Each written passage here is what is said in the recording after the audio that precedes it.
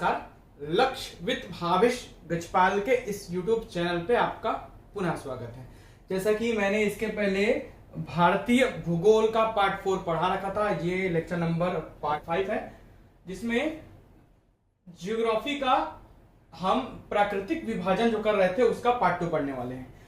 Lecture number 4 में प्राकृतिक विभाजन का पार्ट 1 किया है, लेक्चर नंबर 5 में प्राकृतिक विभाजन का पार्ट 2 करेंगे। पार्ट 1 में मैंने ट्रांस हिमालय और वृहत हिमालय के बारे में बताया था प्राकृतिक विभाजन के अंतर्गत, है ना। आज हम पढ़ेंगे मध्य हिमालय और शिवालिक हिमालय के बारे में, ठीक है। और अन्य जो हिमालयन जो अलग अलग कुमायूं हिमालय जैसे प्राकृतिक आधार पर और अन्य बांटे गए हैं उसको भी आज के इस वीडियो में आज कवर करने वाले हैं।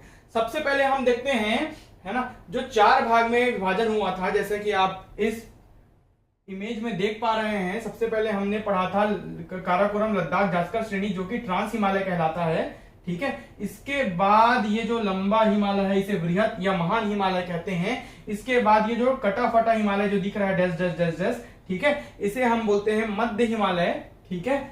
इसके बाद बाह्य या शिवालिक हिमालय या उप हिमालय, लास्ट वाला जो श्रेणी है जो छोटा है इसको हम बाह्य या उप हिमालय कहते हैं। तो इन्हीं सब श्रेणियों को हम बारी बारी से पढ़ रहे थे। शुरू ऊपर के 2 को पढ़ लिए हैं, आज तीसरे की बारी है, जिसमें आज हम निम्न लघु मध्य हिमालय, लघु को ही मध्य हिमालय कहते हैं, मिडिल हिमालय को आज पढ़ने वाले हैं, ठीक है।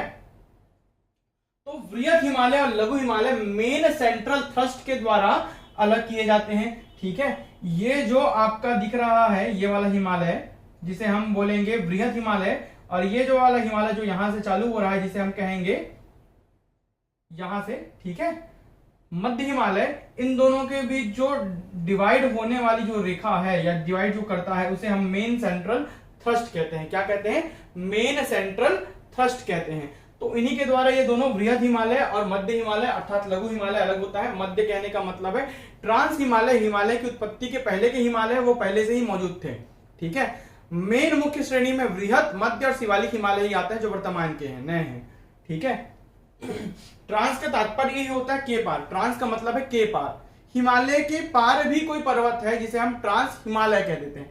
ट्रांस मतलब के पार, हिमालय का मतलब है वृहत, लघु और मध्य, इन्हीं को ही हिमालय कहा जाता है।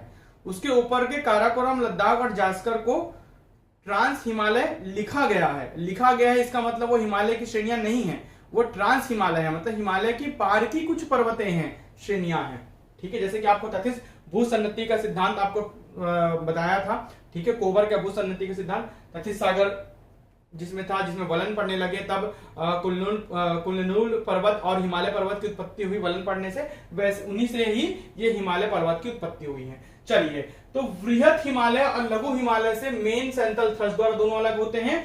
लघु हिमालय के नीचे है शिवालिक हिमालय। तो लघु हिमालय और Shivalik Himalaya main boundary fault, MBF, main boundary fault द्वारा अलग होते हैं, है ना। मतलब अब जो मध्य हिमालय है और इसके नीचे जो आपका शिवालिक हिमालय, इन दोनों के बीच जो अलग करने वाली रेखा है उसको बोलेंगे मेन बाउंड्री फॉल्ट। क्या बोलेंगे? मेन बाउंड्री फॉल्ट के द्वारा अलग करते हैं। हिमालय को कैसे बांटेंगे? कुछ नाम दे दिए, जैसे मेन बाउंड्री फॉल्ट बोल दिए, मेन सेंट्रल थ्रस्ट बोल दिए हैं। इसके नीचे आपका जो दिखने मिल रहा है शिवालिक हिमालय, शिवालिक हिमालय के जैसे ही नीचे उतरेंगे तो आपको गंगा का मैदान मिल जाएगा। तो शिवालिक हिमालय के दक्षिण में हिमालय अग्रभ्रंश, ठीक है, हिमालय फ्रंटल फॉल्ट द्वारा गंगा के मैदान से अलग होता है। मतलब शिवालिक हिमालय और गंगा के मैदान के बीच है HFF, हिमालय अग्रभ्रंश, हिमालयन फ्रंटल फॉल्ट, ठीक है, इसके द्वारा ही अलग होते हैं।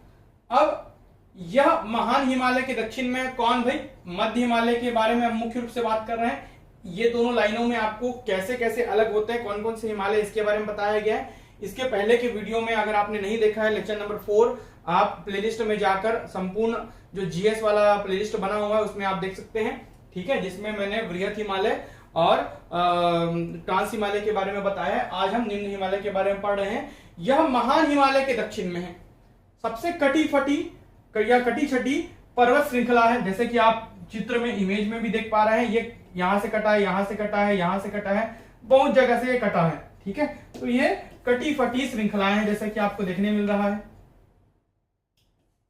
ठीक है। चलिए बात करते हैं आगे।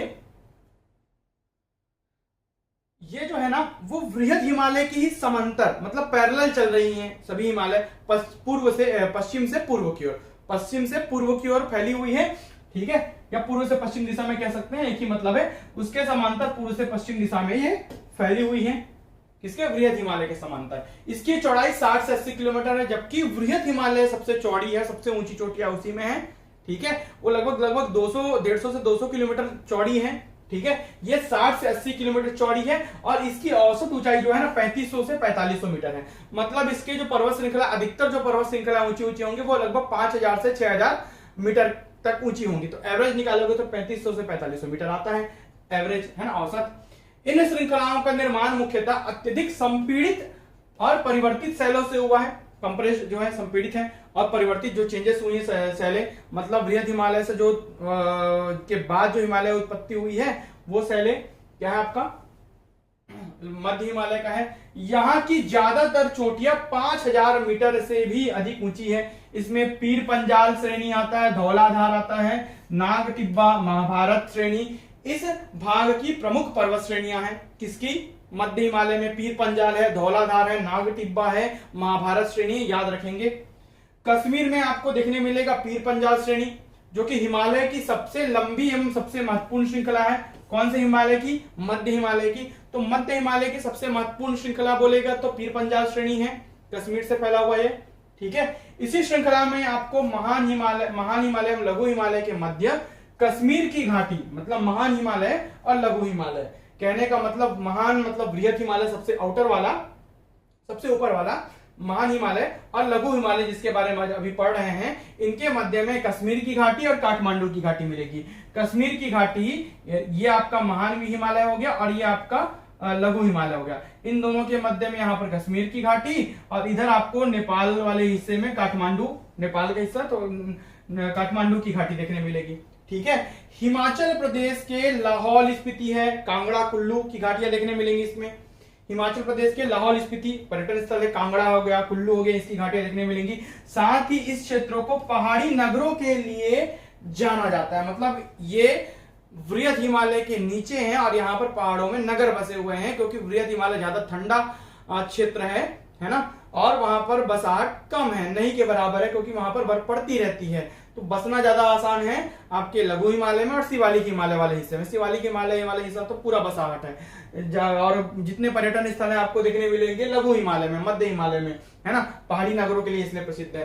पर्यटन स्थल में आपको देखने मिलेगा शिमला मिलेगा, नैनीताल, मसूरी, दार्जिलिंग, रानीखेत आदि प्रसिद्ध पर्यटन स्थल इसी श्रेणी में मिलेंगे। किसमें? मध्य हिमालय या लघु हिमालय में मिलेंगे, ठीक है। पीर पंजाल श्रेणी में स्थित दो प्रमुख दर्रे हैं। पीर पंजाल श्रेणी जो कि कश्मीर का हिस्सा है, ठीक है, यहाँ पर जो दर्रे हैं वो बुर्जिला दर्रा है और बनिहाल दर्रा, बुर्जिला और बनिहाल दर्रा, ये दोनों दर्रे आपको देखने में, दर्रा मतलब पास, पर्वतों के बीच में ऐसा क्षेत्र जहां से आप आसानी से एक पर्वत से दूसरे पर्वत में जा सकते हैं, तो उसे बोलते हैं पास या दर्रा, ठीक है। मध्य हिमालय के ढालों में घास के मैदान को कश्मीर में मर्ग कहते हैं, तो इसी मध्य हिमालय के ढालों में जो घास के मैदान है उसे कश्मीर में हम मर्ग कहते हैं। उत्तराखंड में इसे बुग्याल या पयार के नाम से जाना जाता है। उत्तराखंड में क्या बोलते हैं? बुग्याल या पयार, और कश्मीर में क्या बोलते हैं? मर्ग। एकदम इंपॉर्टेंट है, आ चुका है प्रश्न, ठीक है। कश्मीर में क्या बोलेंगे? मर्ग बोलेंगे, और उत्तराखंड में बुग्याल या पयार बोलेंगे, ठीक है। जबकि जम्मू श्रीनगर में इसी में जवाहर सुरंग है, जवाहर सुरंग जम्मू से श्रीनगर जाने के लिए जवाहर सुरंग होकर जाता है, ठीक है।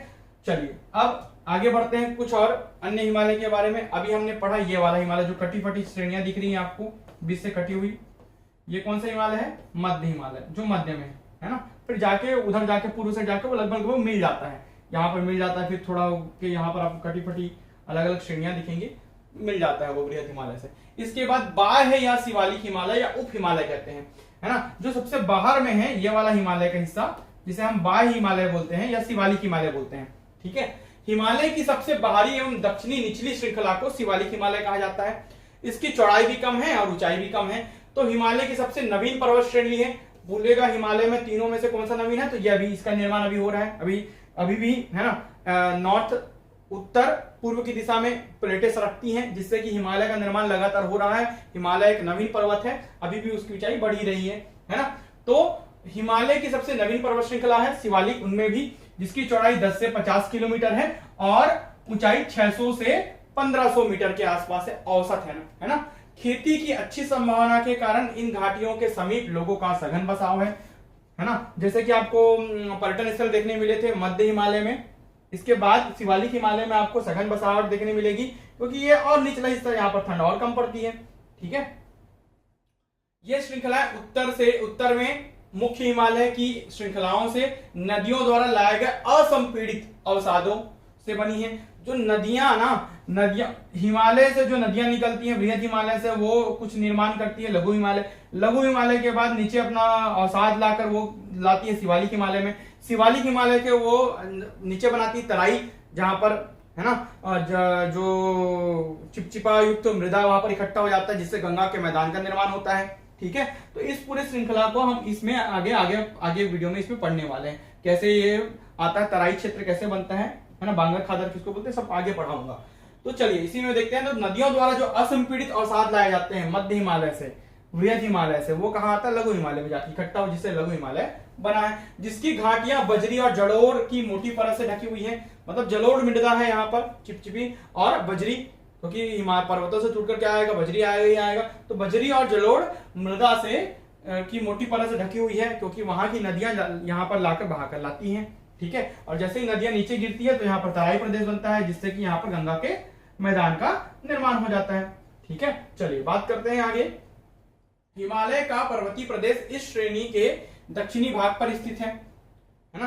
जो पर्वतीय प्रदेश है इस श्रेणी के दक्षिणी भाग पर। निम्न हिमालय के दक्षिणी भाग, जो निम्न हिमालय जिसे हम क्या बोलते हैं, मध्य हिमालय बोलते हैं, इसके दक्षिण ढाल तथा शिवालिक हिमालय के उत्तरी ढाल, शिवालिक हिमालय ये वाला, तो इसके उत्तर, मतलब इन दोनों के बीच में, इसके दक्षिण इसके उत्तर, मतलब ये वाला हिस्सा बोल रहा है, इन दोनों के बीच वाला हिस्सा बोल रहा है। तो इन दोनों के बीच में मध्य में अनेक चौरस तल वाली संरचनात्मक लंबवत घाटियां हैं, अनेक घाटियां हैं। कोनधारी वन भी यहीं पर पाए जाते हैं। ज्यादा ठंडे प्रदेश में, ज्यादा ठंड, जैसे बृहद हिमालय के एकदम टॉप में आपको वन भी नहीं मिलेंगे, तो यहाँ पर आपको कोनधारी वन देखने मिलेंगे। कहां पर, शिवालिक हिमालय में। ठीक है, एवं छोटे छोटे घास के मैदान भी देखने मिलेंगे। घाटियां, कोनधारी वन, घास के मैदान देखने मिलते हैं, जिसे पश्चिम में दून के नाम से, पश्चिमी क्षेत्र में इसको, ये वाले क्षेत्र में इसे दून बोलते हैं, और पूर्वी क्षेत्र में द्वार बोलते हैं, मतलब उत्तराखंड वाले इलाके में। ठीक है, क्या बोलते हैं इसको, द्वार बोलते हैं, दून और द्वार। ठीक है, तो दून के नाम से जाना जाता है पश्चिम में, और पूर्व में से द्वार बोलते हैं। उत्तराखंड में बुग्याल प्यार घास के मैदान को तो बता ही चुका हूं। इसके बाद पश्चिम में दून और पूर्व में द्वार, तो इसलिए यहाँ पर हरिद्वार वगैरह है, यहाँ पर कोटली दून, पाटली दून है। ठीक है, तो इसी दून से बना है देहरादून, छोटे छोटे घास के मैदान है ना, घाटियां हैं, कोनधारी वन है। तो यहाँ पर जो घाटियां हैं उन्हें दून और पूर्व में द्वार बोलते हैं। तो पश्चिम में इसलिए बसा है देहरादून, जैसे कि हिमाचल प्रदेश वाला इलाका है ना, पश्चिम में, कहने का मतलब कोटली दून, पाटली दून, इसी दून शब्द से बना है, घास के मैदान वाले एरिया से, है ना, वहां पर के एरिया को इसलिए देहरादून बोलते हैं, कोटली दून, पाटली दून। द्वार से हरिद्वार शहर, जैसे कि आपका उत्तराखंड वाला इलाका। ठीक है, तो ये हो जाएगा पूर्व इलाका, ये पश्चिम इलाका। तो पश्चिम में दून और पूर्व में द्वार। ठीक,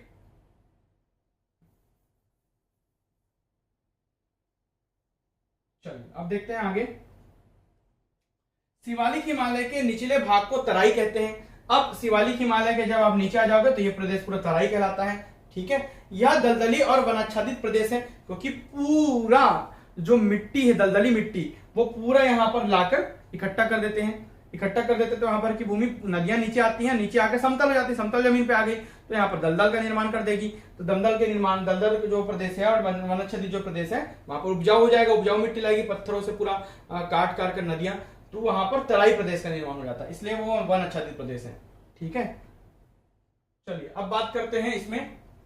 यहां पर आपको देखने मिल रहा है तिब्बत का पठार, है ना। इसके बाद यहाँ पर आपका बृहद ट्रांस हिमालय, ये आपका बृहद हिमालय, और ये ऐसी श्रेणी आपको देखने मिल रही है ना। इसके बाद ये वाली श्रेणी आपको लेजर या आउटर हिमालय की श्रेणी। उसके बाद ये आपको देखने मिल रही है शिवालिक हिमालय। उसके बाद ये तराई प्रदेश, ये जो क्षेत्र है तराई प्रदेश।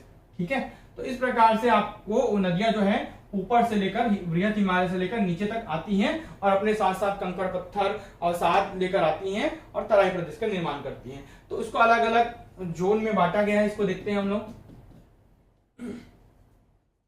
तो तिब्बत के पठार उसके बाद आता है आपका ट्रांस हिमालय। ट्रांस हिमालय में काराकोरम, लद्दाख, जास्कर और तिब्बत में कैलाश पर्वत देखने मिलेगा आपको। ये सभी ट्रांस हिमालय के हिस्से हैं। ये ट्रांस हिमालय और बृहत हिमालय। इसके बाद आता है ये ट्रांस हिमालय हो गया के बाद, इसके बाद ये बृहत हिमालय। इन दोनों के बीच के क्षेत्र को बोलते हैं ITSZ, मतलब इंडस नदी, तो इंडस सांगपो सचर जोन। ठीक है, इंडस सांगपो सचर जोन बोलते हैं, ITSZ बोलते हैं। तो अगर पूछेगा ट्रांस हिमालय बृहत हिमालय से किस क्षेत्र के द्वारा अलग किया जाता है, तो इंडस सांगपो सचर जोन के द्वारा अलग किया जाता है, ये आप बताएंगे। फिर पूछेगा बृहत हिमालय मध्य हिमालय से। बृहत के बाद आपका आता है मध्य हिमालय। इन दोनों के बीच कैसे अलग होता है दोनों, तो ये दोनों अलग होता है MCT से, मेन सेंट्रल थ्रस्ट के द्वारा। किसके द्वारा, मेन सेंट्रल थ्रस्ट के द्वारा। बृहत हिमालय में आपको माउंट एवरेस्ट, कंचनजंगा, नंगा पर्वत, नंदा देवी, धौलागिरी आदि देखने मिलेंगे। मध्य हिमालय में पीर पंजाब श्रेणी, धौलाधार, नागा टिब्बा, है ना, टिब्बा ये, और नागा तिब्बत श्रेणी और महाभारत श्रेणी देखने मिलेगा। इसी प्रकार मध्य हिमालय और शिवालिक हिमालय दोनों जो अलग होते हैं वो MBF के द्वारा, मेन बाउंड्री फॉल्ट के द्वारा। मतलब ये मध्य हिमालय और ये शिवालिक हिमालय, इन दोनों के बीच जो अलग होता है ना, उसे बोलते हैं मेन बाउंड्री फॉल्ट के द्वारा दोनों अलग होते हैं, मध्य हिमालय और शिवालिक। शिवालिक मतलब सबसे आउटर हिमालय। ठीक है, इसके बाद शिवालिक के बाद गंगा का मैदान है। गंगा के मैदान और शिवालिक हिमालय अलग होते हैं HFF के द्वारा, हिमालयन फ्रंटल फॉल्ट के द्वारा, हिमालयन फ्रंटल फॉल्ट के द्वारा। ये इसके नीचे यहाँ पर आगे गंगा का मैदान तराई प्रदेश के बाद, है ना, गंगा का मैदान। तो गंगा का मैदान जो आता है वो हिमालयन फ्रंटल फॉल्ट और शिवालिक हिमालय दोनों एक दूसरे से अलग कर देते हैं। तो ये अलग अलग करने वाले 4 नाम है जिसे आपको याद करना है।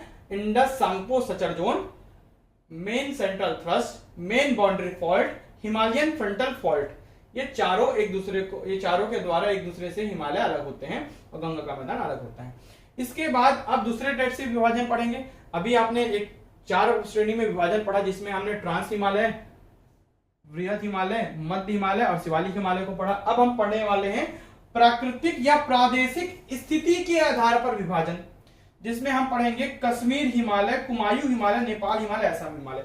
अब हम ऐसे बांटे थे, पहले ऐसे बांटे थे लंबाई में, अब हम चौड़ाई में बांटेंगे। ये पंजाब हिमालय जिसे हम कश्मीर हिमालय भी बोलते हैं, यही पंजाब हिमालय, यही इसको ही कश्मीर हिमालय कहा जाता है।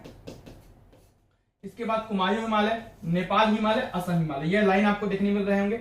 यहां से यहां तक का इलाका पंजाब या कश्मीर हिमालय कहलाता है। यहां से यहां तक का कुमायूं हिमालय, यहां से यहां पूरा नेपाल वाला इलाका नेपाल हिमालय, और यहां से यहां तक मेन असम हिमालय कहलाता है, आपको देखने मिल रहा है। इस प्रकार से ये ऐसा वर्टिकली बांट दिए हैं 4 भाग में। तो पंजाब हिमालय या कश्मीर हिमालय, कुमायूं हिमालय, नेपाल हिमालय, फिर असम हिमालय। ठीक है, तो हम सबसे पहले देखते हैं कश्मीर हिमालय को, कश्मीर या पंजाब हिमालय को। देखिए सतलज नदी दिख रही है और सिंधु नदी, इंडस मतलब सिंधु नदी, सिंधु और सतलज नदी के मध्य के इलाका आपको देखने मिल रहा है पंजाब हिमालय, है ना।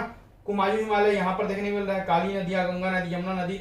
नेपाल हिमालय, नेपाल वाला इलाका, काली से लेकर तीस्ता तक, काली नदी से लेकर तीस्ता नदी तक नेपाल हिमालय आपको देखने मिल रहा है।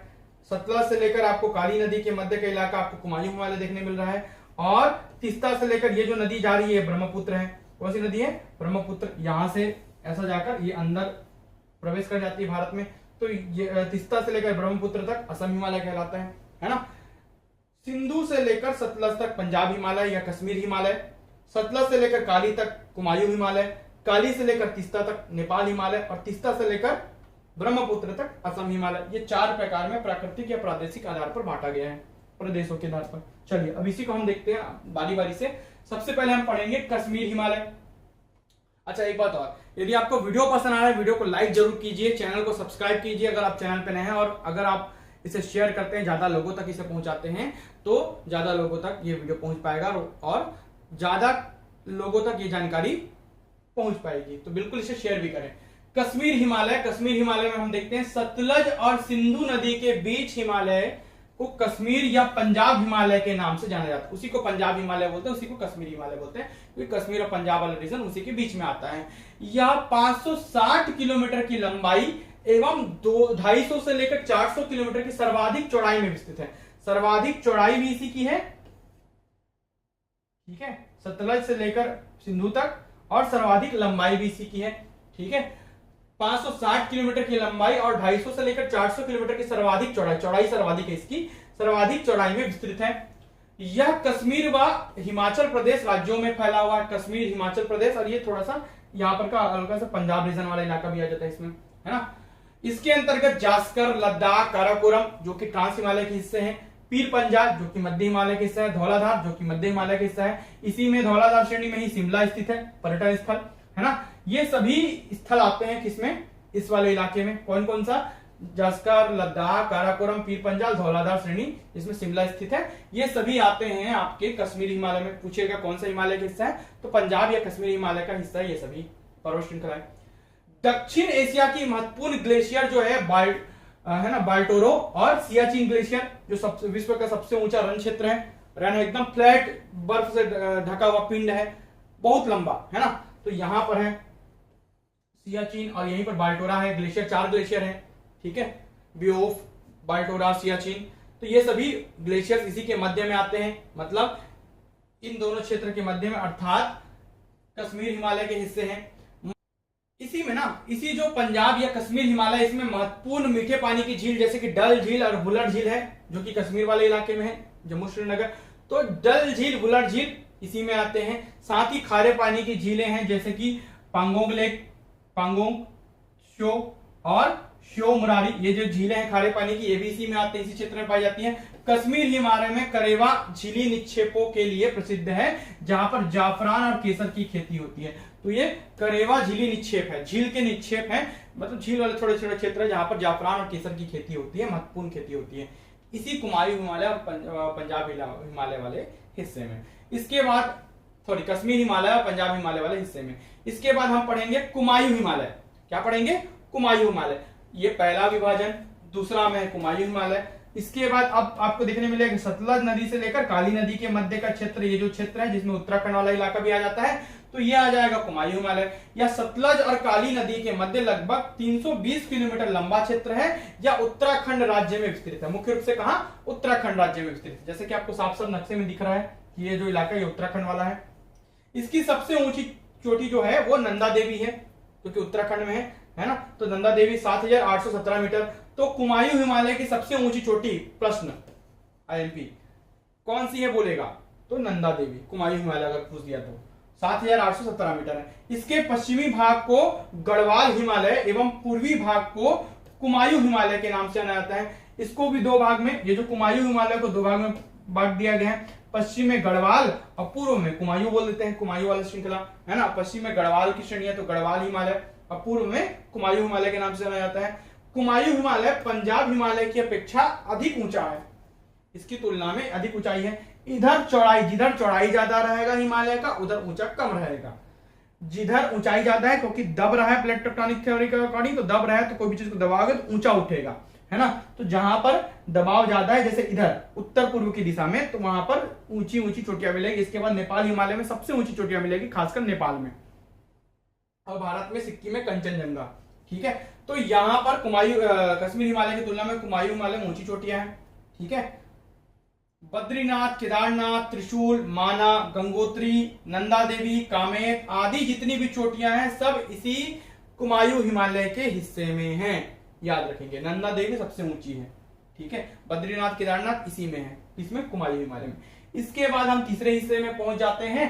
अच्छा, पर्यटन स्थल को देख लेते हैं। तो इसमें पर्यटन स्थल में फूलों की घाटी देखने मिलेगी, मसूरी, है ना, लेसडाउन, धर्मशाला भी इसी में बसा हुआ है, नंदा देवी, रानीखेत जैसे पर्यटन स्थल सभी कुमायूं हिमालय के हिस्से में आते हैं। नंदा देवी का अर्थ है वरदान देने वाली, नंदा देवी वरदान देने वाली देवी। तो यह जो है वो भूटिया जनजातियों का निवास स्थान है। कौन सा, कुमायूं हिमालय। भूटिया जनजाति यहाँ पर पाई जाती है, इसको भी पूछा है। कुमायूं हिमालय जो है वो कौन सी जनजाति के लिए प्रसिद्ध है, तो भूटिया जनजाति के लिए। गंगा और यमुना नदियों का उद्गम स्थान जो गंगोत्री और यमुनोत्री यहीं स्थित है। तो गंगा और यमुना नदी, जैसा कि आपको देखने मिल रहा है, गंगा नदी, यमुना नदी, इनका उद्गम स्थान जो है गंगोत्री, यमुनोत्री सब यहीं पर स्थित है कुमायूं हिमालय में। इसी क्षेत्र में नैनीताल, उत्तराखंड में, उत्तराखंड के निकट नैनीताल, भूमिताल तथा सातताल झीलें हैं। नैनीताल, भूमिताल या भूताल और सातताल ये सभी झीलें हैं। माना तथा नीति दर्रा, दर्रे के नाम है माना दर्रा, नीति दर्रा, है ना, ये सभी भी यहीं पर स्थित है, कुमायूं हिमालय में भी, है ना। अब तीसरा जो विभाजन है वो है नेपाल हिमालय। जैसे कि आपको देखने मिल रहा है, काली नदी से लेकर तीस्ता नदी, ये लिखा तीस्ता, ये लिखा काली, तो काली से लेकर तीस्ता नदी के क्षेत्र को हम बोलते हैं नेपाल हिमालय, जो कि नेपाल क्षेत्र के अंतर्गत आता है ना। यह काली नदी तथा तीस्ता नदी के मध्य लगभग 800 किलोमीटर लंबाई, सर्वाधिक लंबाई में शायद यही होना चाहिए, चौड़ाई में ये है, लंबाई में ये होना चाहिए, 800 किलोमीटर लंबाई में विस्तृत है, जो कि कुमायूं हिमालय की अपेक्षा अधिक ऊंचा है। बताया था इधर वाली चोटियां ज्यादा ऊंची है। इसकी औसत ऊंचाई 6250 मीटर एवरेज, तो इसी में इसलिए 8000 लगभग 8800 मीटर ऊंचा लगभग माउंट एवरेस्ट श्रृंखला है। इसी श्रेणी को सिक्किम में सिक्किम हिमालय बोलते हैं, और पश्चिम बंगाल में दार्जिलिंग हिमालय तथा भूटान में भूटान हिमालय कहते हैं। ठीक है, इसी के अंतर्गत सिक्किम का कुछ इलाका आता है, तो सिक्किम हिमालय, भूटान में भूटान हिमालय, कुछ इलाका भूटान का भी आ जाता है इसी में, और पश्चिम में इधर बंगाल में दार्जिलिंग हिमालय कहते हैं। हल्का सा बंगाल इलाका, ये थोड़ा सा इधर आगे या हल्का सा ऐसे होना चाहिए, सिक्किम थोड़ा सा भूटान का इलाका भी इसी में आ जाएगा हल्का सा। ठीक है, तो इसी श्रेणी को सिक्किम में सिक्किम हिमालय, पश्चिम बंगाल में दार्जिलिंग हिमालय, दार्जिलिंग वाले इलाके में, भूटान में भूटान हिमालय कह देते हैं। इसी भाग में भारत की सबसे ऊंची चोटी मौजूद है, और साथ ही भारत की ऊंची चोटियां भी इसी में हैं, जैसे कि अन्नपूर्णा 8073 मीटर, धौलागिरी 8172 मीटर, है ना, गोसाईथान 8013 मीटर, कंचनजंगा जो कि भारत में हिमालय की सबसे ऊंची चोटी है 8598 मीटर, माउंट एवरेस्ट नेपाल में है। अगर खाली हिमालय की सबसे ऊंची चोटी पूछेगा तो माउंट एवरेस्ट आएगा, लेकिन वो भारत में नहीं है। अगर पूछेगा कि भारत में हिमालय की, भारत में जब लिख दिया शब्द और हिमालय की भी लिखा, तो आप बताएंगे कंचनजंगा, क्योंकि भारत में हिमालय की सबसे ऊंची चोटी है कंचनजंगा। ठीक है, तो कंचनजंगा 8598 मीटर है, चोयू है 8153 मीटर, मकालू है 8481 मीटर, एवरेस्ट है 8848 मीटर, जो कि हिमालय की सबसे ऊंची चोटी है, इसी में स्थित है, नेपाल हिमालय में। बात करते हैं आगे, चौथा जो हिस्सा है वो असम हिमालय का है। यह तीस्ता नदी से लेकर ब्रह्मपुत्र नदी तक 750 किलोमीटर तक फैला हुआ है, लंबाई में, मतलब लंबाई में सबसे ज्यादा कौन है, नेपाल हिमालय, चौड़ाई में सबसे ज्यादा पंजाब या कश्मीर हिमालय, उसके बाद लंबाई में है असम हिमालय, ये 800 लगभग और ये 750 लगभग लंबाई में। ठीक है, आपको देखने मिल रहा है डायग्राम में। नेपाल हिमालय की अपेक्षा कम ऊंचा है, ये सबसे ऊंचा नेपाल हिमालय है। यह सिक्किम, असम, अरुणाचल प्रदेश राज्यों में और भूटान देश में भी विस्तृत है ना। जोमोलहारी, काबस, जांगसांगला, है ना, पोहनी, नामचा बरवा, जो कि सबसे क्या बोलना चाहिए, पूर्व में चोटी है नामचा बरवा, नंगा पर्वत से लेकर नामचा पर्वत तक फैला हुआ है बृहत हिमालय, आदि सभी जो चोटियां हैं, है ना, ये सभी किसमें है, असम हिमालय के हिस्से हैं। जबकि जो दिबांग दिबांग है, लोहित, ब्रह्मपुत्र आदि नदियां भी इसी के हिस्से में आती हैं। दिबांग नदियां हैं, लोहित नदियां हैं और ब्रह्मपुत्र नदी, है ना, ये सभी असम हिमालय के हिस्से में आ जाती है। जोमोलहारी, काबस, जांग सांगला, पौनी, नामचा बरवा, ये सभी जो क्षेत्र है, ये सभी जो चोटियां हैं, ये असम हिमालय के हिस्से में, याद रखेंगे। हिमालय की सबसे पूर्वी चोटी जो है नामचा बरवा है, 7756 मीटर है, जो कि अरुणाचल प्रदेश तिब्बत की सीमा पर स्थित है। जेलपला, बुमला, सेला, तेगा, यांगयाप, कारपोला आदि सभी जो दर्रे हैं, पास हैं, ये सभी असम हिमालय के हिस्से में। इसमें से जेलपला, कारपोला, यांगयाप दर्रा को आप पढ़ोगे, है ना, तो ये मुख्य दर्रे हैं जो कि असम हिमालय के हिस्से में है। अब हम हिमालय के कुछ, है ना, पर्वत और उसकी ऊंचाइयां और उसके क्षेत्र को देख लेते हैं। तो ये आपका सेकंड जो इलाका है, ये ऊंचाई है, ये आपका क्षेत्र है, ये आपका पर्वत है, पर्वत श्रृंखला। तो माउंट एवरेस्ट पर्वत चोटी सबसे ऊंची चोटी है, 8848 मीटर के साथ नेपाल में है। गार्डविन अस्टिन K2, ठीक है, 8611 मीटर के साथ भारत में है गार्डविन अस्टिन। ये गार्डविन अस्टिन जो है ट्रांस हिमालय का हिस्सा है, ठीक है, K2 जिसे K2 बोलते हैं। और भारत में हिमालय की सबसे ऊंची चोटी जो है कंचनजंगा है, जो कि सिक्किम में है, भारत में है, 8588 मीटर, ठीक है। क्योंकि ये गार्डविन अस्टिन ट्रांस हिमालय का हिस्सा है, मतलब हिमालय के पार का हिस्सा, इसलिए हिमालय की ऊंची चोटी नहीं माना जाता, ट्रांस हिमालय का ऊंचा चोटी है, है ना। तो जब पूछेगा भारत की सबसे ऊंची चोटी, तो आप बताएंगे K2 गार्डविन आइलैंड। ये हिमालय का हिस्सा नहीं है, ये ट्रांस हिमालय है, हिमालय के पार, ट्रांस मतलब के पार, ट्रांस हिमालय, हिमालय के पार। तो हिमालय के पार है काराकोरम, लद्दाख, जास्कर श्रेणियां, इसको ट्रांस हिमालय कहते हैं। हिमालय लिखा है इसका नाम, इसका मतलब ये नहीं है वो हिमालय है, हिमालय नहीं है वो। तो गार्डविन आइलैंड है इसी में। तो भारत की सबसे ऊंची चोटी बोलेगा तो K2 8,611 मीटर। लेकिन भारत में हिमालय की सबसे ऊंची चोटी बोलेगा तो कंचनजंगा 8,588 मीटर। और खाली पूछ दिया हिमालय की सबसे ऊंची चोटी, तो आप 8,848 मीटर के साथ माउंट एवरेस्ट बताएंगे, क्योंकि इसमें भारत शब्द का उपयोग नहीं किया गया है, नेपाल है वो, है ना। मकालू है 8,463 नेपाल में। मैकाले पर्वत है 8,481 मीटर के साथ नेपाल में। धौलागिरी है 8,172 के साथ नेपाल में। नंगा पर्वत है 8,126 के साथ भारत में। अन्नपूर्णा पर्वत है नेपाल में 8,078 मीटर के साथ। नंदा देवी है ना 7,817 मीटर के साथ उत्तराखंड में। नामचा बरवा है 7,756 मीटर के साथ अरुणाचल प्रदेश में। प्रमुख चोटियां जो है जिसको बता दिया हूं, इसको याद कर लेंगे, रट लेंगे। चलिए बात करते हैं आगे। पूर्वोत्तर भारत की पहाड़ियां ये भारत के उत्तर पूर्वी राज्यों में फैली हुई हैं। पूर्वोत्तर भारत की पहाड़ियों में कौन सा भाई? मुख्य रूप से असम, हिमालय। चलिए आगे बात करते हैं। इसमें से कई भारत म्यांमार सीमा रेखा पर विस्तृत है। अब पूर्वोत्तर भारत की पहाड़ियां में ये सभी पहाड़ियां आपको देखने मिलेंगी, ये सभी पहाड़ियां। भाई यहां तक तो आपने पढ़ लिया, ये हिमालय, ये यहां पर ऐसे मुड़ी हुई है पहाड़ियां, है ना। और दो श्रृंखला, एक श्रृंखला म्यांमार में जाती है जिसे अराकान योमा कहते हैं, हिमालय ही है सभी भारत में, हिमालय बोल देते हैं। म्यांमार में अराकान योमा, ये पाकिस्तान में सुल्तान, है ना। और अफगानिस्तान में हिंदुकुश पर्वत अलग अलग नामों से जाना जाता है, हिमालय ही है, सब अलग अलग नाम से जाने जाते हैं। वही पर्वत है, वही श्रृंखला है, सब ऐसे मुड़े हुए हैं। तो भारत म्यांमार की सीमा रेखा पर विस्तृत है, जिसमें से प्रमुख रूप से पटकाई बूम, नागा पहाड़ियां, मिजो पहाड़ियां, जहां पर मिजो जानी जाती है और मिजोरम है, ठीक है। तो पटकाई बूम, नागा की पहाड़ियां, पटकोई श्रेणी, पटकोई बूम, नागा पहाड़ियां और मिजो पहाड़ियां फैली हुई है।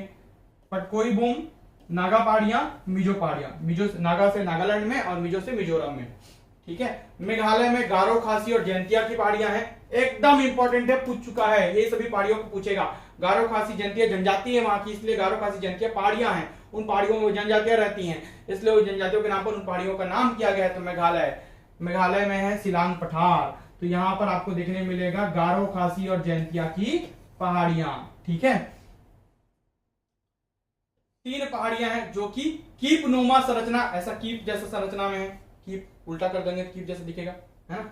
तो कीप नुमा मतलब ऐसा टाइप से ऊपर से, तो कीप नुमा संरचना बनाती है जिसमें अत्यधिक मानसूनी वर्षा होती है। क्षेत्र में ना भारत के सर्वाधिक वर्षा वाले स्थान चेरापूंजी और मासिनराम है। सर्वाधिक वर्षा और सर्वाधिक औसत वर्षा, चेरापूंजी और मासिनराम अलग अलग, इसलिए अलग अलग नाम। माउंट एवरेस्ट के बारे में पढ़ लेते हैं सबसे पहले। यह नेपाल में स्थित है, पर्वतों के बारे में पढ़ रहे हैं, भारत में पर्वत श्रृंखला है जिसमें से माउंट एवरेस्ट को हम थोड़ा पढ़ लेते हैं। नेपाल में स्थित है, इसका नामकरण 1841 में हुआ, माउंट एवरेस्ट नेपाल में, है ना। सर्वेयर जॉर्ज एवरेस्ट के नाम पर इसका नामकरण किया गया, माउंट एवरेस्ट। नेपाल में इसे सागर माता, ब्रह्मांड की माता के नाम से या स्वर्ग का शीर्ष के नाम से जाना जाता है, इसलिए इसे सागर माता कहते हैं नेपाल में। एवं देखिए यार उनके करेंसी है उसमें लिखा होता है सागर माता। एवं तिब्बत में इसे चोमोलुग्मा, बर्फ की देवी कहते हैं। तिब्बत में क्या बोलते हैं इसको? चोमोलुग्मा। और नेपाल में सागर माता। वास्तव में नाम क्या है? माउंट एवरेस्ट, जॉर्ज एवरेस्ट ने इसे खोजा है, ठीक है।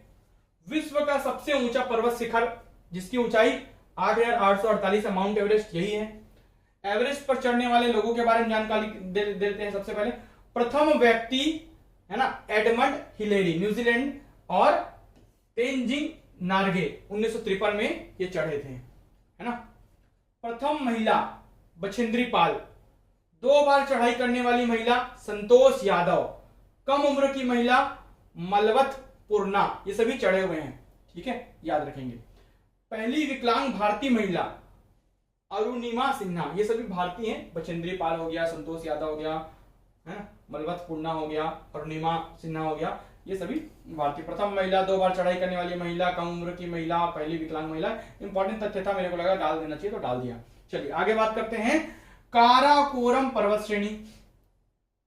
सबसे पहले ऊंचाई में माउंट एवरेस्ट को पढ़ लिया, उसके बाद काराकोरम आता है, K2 है ना। भारत की सबसे ऊंची चोटी है K2, हिमालय की नहीं है, भारत की है। हालांकि भारत में हिमालय की कंचनजंगा है, ये काराकोरम श्रेणी है, काराकोरम माउंट रेंज। भारत की सबसे ऊंची चोटी और भारत का सबसे ऊंचा ग्लेशियर, जिसे सियाचिन ग्लेशियर कहते हैं, वो इसी श्रेणी की नुब्रा घाटी में स्थित है। जो सियाचिन ग्लेशियर है, सबसे ऊंचा रण क्षेत्र जो है, वो नुब्रा घाटी में स्थित है। ये नुब्रा घाटी काराकोरम पर्वत श्रृंखला में है। भारत की सबसे ऊंची चोटी जिसे K2 कहते हैं, गॉडविन ऑस्टिन, ये काराकोरम पर्वत श्रृंखला में चोटी का नाम है, गॉडविन ऑस्टिन K2 है ना। काराकोरम पर्वतों की श्रृंखला है जिसमें चोटी का नाम है K2, गॉडविन ऑस्टिन जिसे बोलते हैं, इसी श्रेणी में स्थित है, जो कि भारत की सबसे ऊंची चोटी है। चोटी श्रृंखला, पर्वतों में बहुत सारी श्रृंखला है काराकोरम में, जिसमें से एक चोटी सबसे ऊंची, जिसका नाम रख दिए K2, गॉडविन ऑस्टिन, ठीक है, जो कि भारत की सबसे ऊंची चोटी है। इस पर्वत श्रृंखला का नाम क्या है, काराकोरम रेंज। तो काराकोरम पर्वत श्रेणी जिसमें से K2 जो है वो सबसे ऊंची चोटी, जिसे गॉडविन ऑस्टिन बोलते हैं, इसी श्रेणी में स्थित है, भारत की सबसे ऊंची। काराकोरम श्रेणी को उच्च एशिया की रीढ़ कहा जाता है ना। इसके बाद हम बात कर लेते हैं गॉडविन ऑस्टिन के बारे में, चोटी के बारे में। तो यह लद्दाख में स्थित है। कहां स्थित है, लद्दाख में। तो गॉडविन ऑस्टिन कहां है स्थित है बोलेगा, भारत में, लद्दाख में, जिसका अन्य नाम गौरानंदा पर्वत या दाप्सांग है। लद्दाखी लोग क्या बोलते हैं, दाप्सांग, गौरानंदा पर्वत या दाप्सांग कहते हैं K2 को, ठीक है। भारत की सबसे ऊंची चोटी यही है, जिसकी ऊंचाई 8,611 मीटर है, और विश्व की दूसरी सर्वाधिक ऊंची चोटी भी यही है, एवरेस्ट के बाद। एवरेस्ट जो नेपाल में है, पहले भारत का हिस्सा हुआ करता था नेपाल, तब ये भारत का था, लेकिन बाद में दूसरे स्थान पर सर्वाधिक ऊंची चोटी में आ जाएगा K2। यह काराकोरम पर्वतमाला का हिस्सा है। किसका हिस्सा है, काराकोरम पर्वतमाला का, पर्वत श्रृंखला का हिस्सा है K2, जैसे कि आपको पढ़ा चुका हूं। अब आगे बढ़ते हैं। अच्छा, इनको थोड़ा हम समझ लेते हैं थोड़ा सा मैप में, जैसे कि आपको देखने मिलेगा यहां पर। तो काराकोरम आपको श्रृंखला रेंज देखने मिल रहा है, यहां पर K2 लिखा हुआ है, दिख रहा है। तो ये भारत की सबसे ऊंची चोटी है, लद्दाख वाले हिस्से में, लद्दाख, जास्कर, काराकोरम, ठीक है। काराकोरम श्रेणी, फिर लद्दाख श्रेणी, फिर जास्कर श्रेणी। तो ये काराकोरम जो है लद्दाख वाले हिस्से में है, ठीक है, K2। एवरेस्ट जो यहां पर आपको देखने मिलेगा, नेपाल वाले हिस्से में देखने मिलेगा, माउंट एवरेस्ट। उसके बाद K2। इसी के बाजू में आपको सिक्किम में देखने मिलेगा कंचनजंगा, ये वाला हिस्सा। चलिए आगे बढ़ते हैं, लास्ट वाले स्लाइड में कंचनजंगा के बारे में पढ़ते हैं। यह सिक्किम में स्थित है। कहां स्थित है, सिक्किम में, और इसकी ऊंचाई 8,586 मीटर है। कितनी है, 8,586 मीटर। भारत में हिमालय की सबसे ऊंची चोटी यही है। देखिए, भारत में हिमालय की बोला है, यह भारत की दूसरी सबसे ऊंची चोटी है K2 के बाद। विश्व की तीसरी सबसे ऊंची चोटी है एवरेस्ट, और K2 के बाद नेपाल में इसे कुंभकर्ण लंगूर कहा जाता है। कुंभकर्ण लंगूर किसे, कंचनजंगा को। इसके बाद आते हैं हम पीर पंजाल पर्वत श्रेणी के बारे में। यह झेलम और व्यास नदी के मध्य जम्मू कश्मीर में स्थित है। कहां, जम्मू कश्मीर में, झेलम और व्यास नदी के मध्य है। पीर पंजाल श्रृंखला कश्मीर घाटी को बाय हिमालय से अलग करती है। ऊपर में कश्मीर घाटी है, फिर बाय हिमालय है, ठीक है। इसको अलग करती है कौन सी श्रृंखला, पीर पंजाल श्रृंखला। यह श्रेणी कश्मीर घाटी को सिंधु घाटी से भी अलग करती है। ऊपर में सिंधु की घाटी है, नीचे में कश्मीर की घाटी है, तो इसे पीर पंजाल श्रेणी से अलग होता है। बनिहाल दर्रा पीर पंजाल श्रेणी में स्थित है। इसी में जवाहर सुरंग है बनिहाल दर्रे में, जम्मू से कश्मीर जाने के लिए, जम्मू से श्रीनगर जाने के लिए, है ना। इस पर्वत श्रृंखला में कश्मीर घाटी एवं हिमालय प्रदेश के कुल्लू, कांगड़ा, स्पीति, लाहौल स्पीति जिसे बोलते हैं, है ना, आदि घाटी भी स्थित है, जैसे कि आपको पहले पढ़ा चुका हूं। पीर पंजाल श्रृंखला हिमालय की सबसे लंबी और सबसे महत्वपूर्ण श्रृंखला है। सबसे लंबी श्रृंखला बोलेगा, सबसे, भाई काराकोरम ये मान लो इतना लंबा है, तो पीर पंजाल बहुत ज्यादा लंबाई होगा, लंबाई में ज्यादा होगा, ठीक है। तो लंबाई में सबसे लंबी श्रृंखला जो है, पर्वतों की श्रृंखलाएं हैं, बहुत सारे पर्वत होते हैं, ऊंची ऊंची चोटियां हैं, तो पीर पंजाल श्रृंखला जो कि भारत की सबसे लंबी श्रृंखला है, ठीक है, पर्वतों की श्रृंखलाओं में। इस प्रकार ये स्लाइड यहीं पर समाप्त होता है। इसके आगे की वीडियो हम अगले क्लास में करेंगे। वीडियो में अंत तक बने रहने के लिए बहुत बहुत धन्यवाद। यदि वीडियो पसंद आता है वीडियो को लाइक जरूर कीजिए, शेयर कीजिए। टेलीग्राम चैनल से जुड़िए। टेलीग्राम चैनल में जुड़ने के लिए लक्ष्य विद भावेश गजपाल सर्च करिए, वहां पर जुड़िए। अगर आप चैनल पे नए हैं तो यूट्यूब को सब्सक्राइब जरूर करें। Thank you.